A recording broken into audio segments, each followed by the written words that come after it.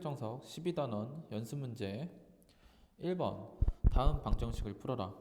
자, 여기에서 지금 이식을 잘 보면은 x제곱 플러스 4가 공통입니다. 따라서 x제곱 플러스 4를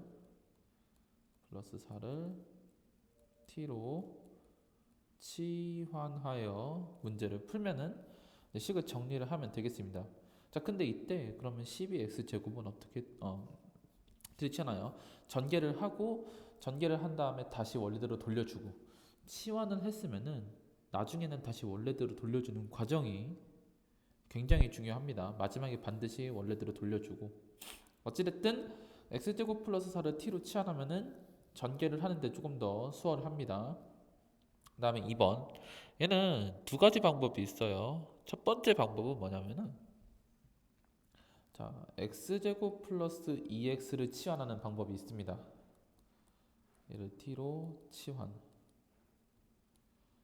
자, 그렇게 되면 식 자체는 어떻게 되냐면은 t제곱 마이너스 t 플러스 1의 제곱은 t 플러스 1의 제곱이 아니죠. t 플러스 1은 55가 나옵니다.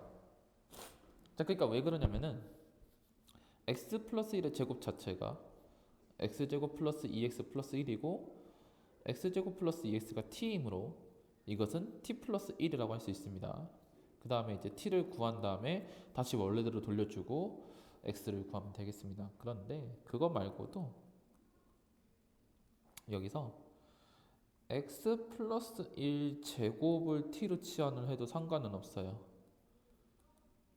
위에 있는 방법은 이제 책에 있는 방법이고, 이거는 이제 제가 직접 문제 풀 때 쓰는 방법인데, 자, 이걸 치환해도 결과는 똑같습니다. 어쨌든 이걸 하면은 저기는 t-1의 제곱이고 마이너스 t라고 할 수 있죠. 네, 이거는 55다.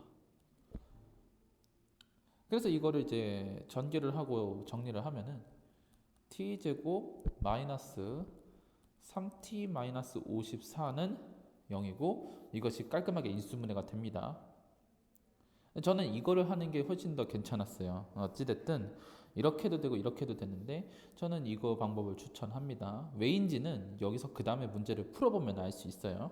그러니까 만약에 여기서 하면은 t가 그러니까 6, 9, 마이너스 9라고 할 수 있기 때문에 t는 일단은 9라는 게 나오는데, t가 9라는 거는 x 플러스 1의 제곱이 9니까 따라서 x 플러스 1은 플러스 마이너스 3이라고 할 수 있고 x를 쉽게 구할 수 있어요.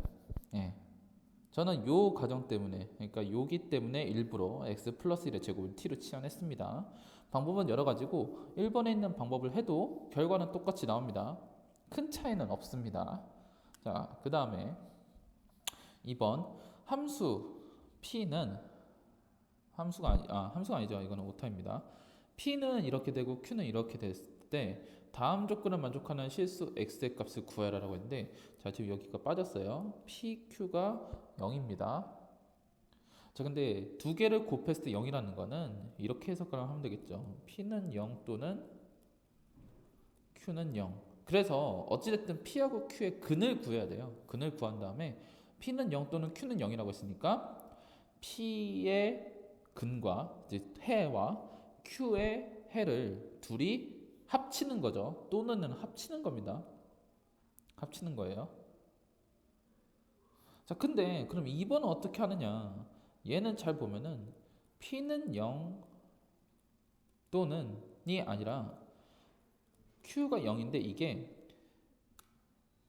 또는이 아니라 그리고가 나옵니다. 이게 이제 1번과의 차이예요. 이게 왜 그러냐면은 제곱을 했는데 0이 된다는 건, 그리고 더군다나 x가 실수라면은 p도 실수고 q도 실수일 텐데 실수 제곱을 한 거를 더했을 때 0이 되려면은 p도 0이고 q도 0이어야 되거든요.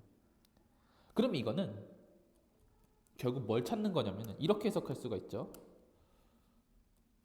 공통근을 찾는 거죠. 공통근. p도 p의 근이면서도 q의 근인 공통근을 찾는 겁니다. 자, 그러면 여기를 한번 볼게요. 자, 3번은 뭐냐면은 둘이 곱해서 0이고 이제 이건 1번이죠. 1번인데 P 더하기 Q는 0이면 안 된대요. 그럼 이거는 이제 이렇게 해서 해석할 수가 있죠. 이거를 따르면은 둘 중 하나는 0인데 둘 다 0인 경우도 있거든요. 근데 그러니까 여기는 경우가 세 가지예요. 0,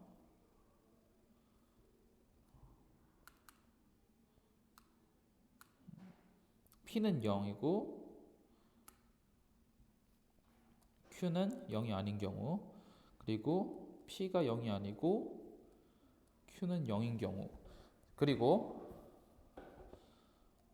P가 0이면서 Q도 0인 경우, 이렇게 세 가지가 있는데, 자, 이거는 가능한데 얘가 불가능하죠.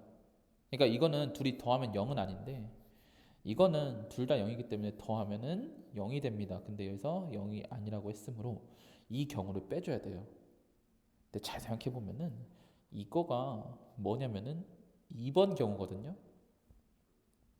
그럼 우리는 결국 구하고자 하는 거는 3번에서 구하고자 하는 거는 1번에서 나온 거에서 2번에서 나온 걸 빼주면 되겠죠. 이거를 제거를 해주면 됩니다. 아셨죠? 자, 이렇게 계산을 하면 되겠습니다. 3번. 다음 x에 관한 3차 방정식이 서로 다른 세식은 1, 알파, 베타, 단 이제 범위가 이렇게 되는 거예요. 가질 때 실수 a와 알파, 베타의 값을 구하여라 라고 돼 있네요. 조건이 뭐냐면 이렇게 나왔습니다. 세식은 1, 알파, 베타, 단이 이렇게 됐을 때 잘 보면은 이제 3차 방정식이니까 우린 근과 개수의 관계를 생각할 수 있습니다. 색은 1 더하기 알파 더하기 베타를 하면은 자, 마이너스 A 마이너스 1이 나올 것이고 알파 플러스 베타 플러스 알파 베타 이게 바로 이제 여기 쪽이죠. 자, 그 다음에 이렇게 이거 뭐가 되냐면은 A 제곱 마이너스 7A 마이너스 7이 됩니다. 그 다음에 세근의 곱 알파 베타는 마이너스 4a 마이너스 2가 되겠죠. 이때 이걸 만족하는 a 값을 구하는데 a 값을 구한 다음에 알파 베타를 구하겠습니다. 근데 그걸 어떻게 하면 되냐? 여기 있는 거를 여기에다가 대입을 해주고 얘도 여기다가 대입을 해주면 돼요. 위에 식에. 그러니까 여기 있잖아요. 알파 플러스 베타를 여기에서 구하고 알파 베타를 여기서 구하면 됩니다. 대입을 다 해줘요. 그러면은 이거는 a에 대한 2차 방정식이 나오겠죠.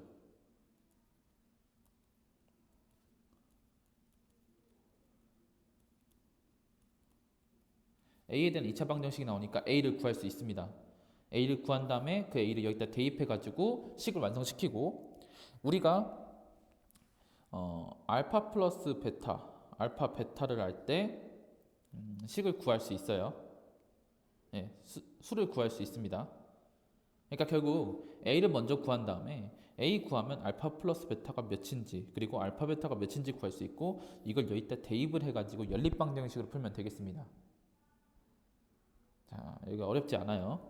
그 다음에 4번 한번 보도록 하겠습니다. 3차 방정식 이것의 한 근을 알파라 하고 x에 관한 2차 방정식 이것의 한 근을 베타라고 할 때 자, 이것의 값을 구하라. 자, 이거 보면은 요거 많이 생각을 할 거예요. 이거는 정리하면은 베타 플러스 베타분의 1의 세제곱 마이너스 3 베타 플러스 베타분의 1이라고 해석할 수 있습니다. 자, 이렇게 바꿀 수 있어요, 식을. 자, 그럼 우리는 베타 플러스 베타분의 1이 몇인지를 구하면 돼요, 이거를. 자, 그런데 이것의 한 근이 베타라고 했으니까 이 식에 베타를 넣었을 때를 생각해 볼 수 있습니다. 즉 뭐냐면은 베타는 베타 제곱 마이너스 알파 베타 플러스 1은 0을 만족해요. 근이라고 했으니까 이때 양변을 베타로 나누면 식 자체가 어떻게 바뀌느냐? 베타 플러스 베타분의 1은 알파라는 결과가 나옵니다. 이게 굉장히 중요해요. 그런데 여기서 의문을 가져야 되는 게 있어요. 이런 말은 할 때, 그러니까 양변을 뭐 베타로 나눈다, 뭐로 나눈다. 이 나눈다라는 말 때 굉장히 중요한 게 뭐냐면은 나누는 수가, 즉 베타가, 여기서는 베타가 0이 아니라는 걸 보여야 합니다.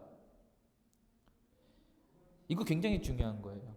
베타라는 거, 그러니까 어떤 수를 나눌 때 그 수가 0이 아니라는 걸 보여야지만 이 말을 쓸 수가 있어요. 그럼 여기서 설명을 해줘야죠. 왜 베타가 0이 아닌가? 간단합니다. 여기에서 이것의 한 근을 베타라고 했는데 여기에다가 이 여고는 0을 근으로 가지지 않는다는 것만 보여주면 돼요. 그러니까 베타는 0이 될 수 없다는 걸 보여주면 되는 거죠. x에다 0을 넣으면은 식이 성립하지 않습니다. 그래서 이거는 0을 근으로 가지지 않아요. 따라서 베타는 0일 수가 없죠. 그래서 나눌 수가 있습니다. 어찌됐든 그래서 베타 플러스 베타분의 1이 알파라는 거고, 우리는 결국 구하고자 하는 게 뭐냐면은 알파 세제곱 마이너스 3알파인데 이것의 한근은 알파라고 했잖아요. 대입을 해봅시다. 그러면은 알파 세제곱 마이너스 3알파 플러스 1은 0이라는 사실을 알고 있고, 따라서 알파 세제곱 마이너스 3알파는 마이너스 1이라는 걸 알 수 있죠. 답은 그래서 마이너스 1이겠죠. 그러니까 되게 중요한 사실이에요. 이거 식을 정리하고 여기서 한근은 알파라고 했을 때 이 알파를 구할 수도 있지만 그걸 구하는 게 아니라 알파는 뭔지 모르지만 알파 세제곱 마이너스 3알파를 그냥 바로 통째로 구해버리는 거죠. 이런 작업 굉장히 중요합니다. 네, 하실 수 있어야 돼요. 자, 그 다음에 5번을 한번 보도록 하죠.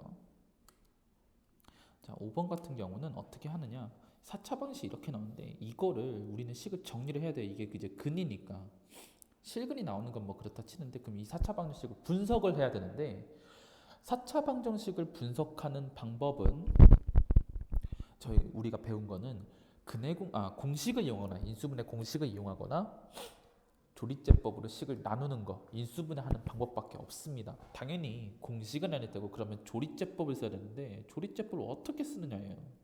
왜냐면은 m이 뭔지 모르니까 이 식을 완벽하게 모르고 그럼 근도 못 구하지 않느냐라고 했었는데 구할 수 있습니다.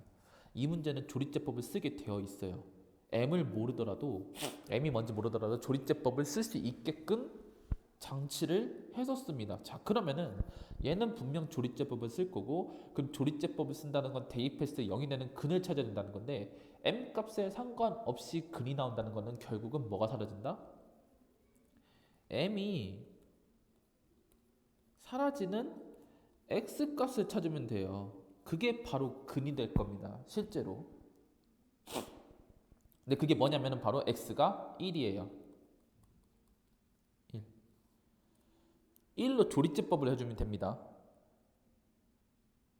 예. 그래서 조리제법을 했어요. 그럼 결과가 어떻게 나오냐면은 x-1 이게 나올 것이고, 그 다음에 2x 제곱 플러스 2-m x 세제곱 x 제곱, 그 다음에 플러스 1-m x, 자 플러스 1인데, 자 이걸 또 조리제법을 할 수 있습니다. 역시 똑같이 m이 사라지는 방법으로요. m을 사라지게 하려면은 뭐밖에 없냐면은 0이나 마이너스 1밖에 없죠. 그래서 이제는 x는 마이너스 1로 조리제법을 한 번 더 해주면 됩니다. 그렇게 하면 식 자체가 이제 이렇게 정리가 돼요. 결과가 어떻게 나오느냐, x 마이너스 1, x 플러스 1, 그 다음에 여기는 2차식이 나오겠죠. x 제곱, 2x 제곱 마이너스 mx 플러스 1이 나오게 됩니다. 자, 이거는 0이죠. 이게 네 실근이 모두 실수가 돼야 된다고 하니까 여기에서 뭐가 돼야 되냐면은 판별식이, 즉 d가 0보다 같거나 커야 합니다. 네. 그래서 이거의 범위를 구하면은 우리는 m의 범위를 구할 수 있습니다. 자, 중요한 거예요. 이렇게 문자가 있더라도, 계수에 문자가 있더라도 우리는 그거를 어쨌든 조리제법을 써서 인수분해를 해야 되고, 그러면은 일단은 어쨌든 0이 되는 거니까 숫자는 그렇다 치더라도 문자까지 한꺼번에 사라져야 합니다. 그러면은 그 문자가 사라지는, 즉 개수가 사라지는 x값을 구하다 보면은 근을 쉽게 찾을 수 있습니다.